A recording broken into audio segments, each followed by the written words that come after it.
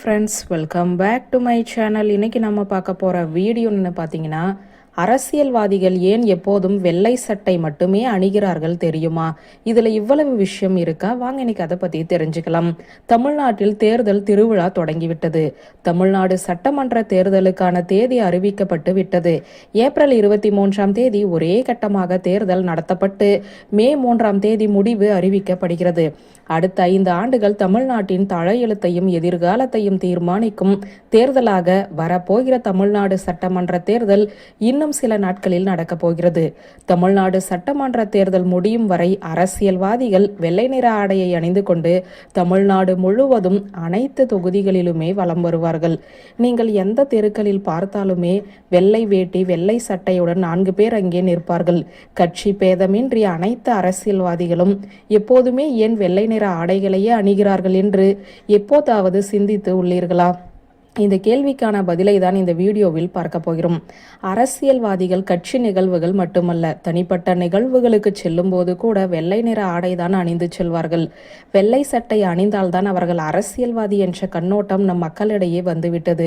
இது வெறும் ஒரு நாகரிக வெளிப்பாடா அல்லது இதற்கு ஆழமான அர்த்தம் உள்ளதா? சுவாரஸ்யமாக, வெள்ளை நிற ஆடைகள் மீதான அரசியல்வாதிகளின் ஈடுபாடு பல நூற்றாண்டுகளுக்கு முன்பிருந்தே தொடர்ந்து வருகிறது. பண்டைய ரோமில் அரசியல்வாதிகளும் உயர் அதிகாரிகளும் தங்களுடைய தூய்மை, நேர்மை மற்றும் நாட்டிற்கான அர்ப்பணிப்பை குறிக்கும் வகையில் வெள்ளை நிற டோகோ ஆடைகளை அணிந்தனர். இந்த நம்பிக்கை பின்னர் ஐரோப்பிய மன்னர்கள் மற்றும் பிற உயர் பதவி வகித்த தலைவர்களாலும் ஏற்றுக்கொள்ளப்பட்டது. பின்னர் இது மற்ற கண்டங்களுக்குமே பரவியது. தமிழ்நாடு அரசியல்வாதிகள் பெரும்பாலும் வெள்ளை நிற ஆடைகளை தேர்ந்தெடுக்கிறார்கள். ஏனெனில் அது எளிமை, தூய்மை மற்றும் வெளிப்படைத்தன்மை ஆகிய மதிப்புகளை குறிக்கிறது. இந்த மதிப்புகளை அவர்கள் பொதுமக்களிடம் வெளிப்படுத்த விரும்புகிறார்கள். இந்தியாவில் வெள்ளை நிறம் ஒரு கலாச்சார மற்றும் அரசியல் அடையாளமாக மாறியுள்ளது. வரலாற்று ரீதியாக வெள்ளை நிறம் அடக்கத்தையும் சமத்துவத்தையும் ஊக்குவித்த சுதந்திர போராட்ட தலைவர்களுடன் தொடர்புடையதாக உள்ளது. மேலும் அரசியல் தலைவர்களிடையே ஒற்றுமை உணர்வை உருவாக்குகிறது.